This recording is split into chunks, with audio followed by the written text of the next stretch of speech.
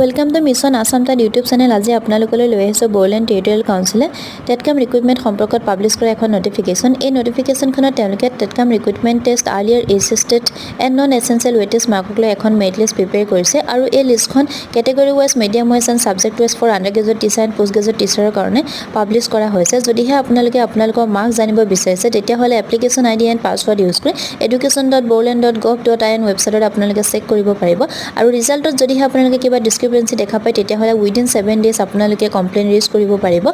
যিসকল কেণ্ডিডেটে মেৰিট বেচিছত সিলেক্ট হৈছে আৰু বিএড ডিগ্ৰী অসমৰ বাহিৰৰ পৰা গ্ৰহণ কৰিছে তেওঁলোকৰ এপইণ্টমেণ্ট হোল্ড কৰি ৰখা হ'ব যেতিয়ালৈকে সেই কনচাৰ্ন ইউনিভাৰ্চিটিৰ পৰা তেওঁলোকে ভেৰিফিকেশ্যন নাপায় আৰু ইয়াৰ বাবে সৰ্বোচ্চ টাইম সীমা হৈছে 45 ডেজ। আৰু যদিহে আপোনালোক দুজন ব্যক্তিয়ে সেম মাৰ্কছ অবটেইন কৰিছে তেতিয়াহ'লে যোনজনৰ এজ বেছি তেওঁক সিনিয়ৰিটি ক্ষেত্ৰত এজৰ কাৰণে তেখেতক প্ৰিফাৰেন্স দিয়া হ'ব আৰু এই এপইণ্টমেণ্ট চেৰিমনিয়েলটো হ'ব ওদালগুৰি কলেজ অডিটৰিয়াম হলত ওদালগুৰি ডিষ্ট্ৰিক্ট আৰু 18 জুনত। আৰু আপোনালোকে জিটি পোষ্টৰ কাৰণে আৰু পিজিটি পোষ্টৰ কাৰণে ইয়াতে কেটেগৰী ৱাইজ আৰু মিডিয়াম ৱাইজ আপোনালোকে কাট অফ মাৰ্কখিনি চাই ল'ব পাৰিব। Thank U.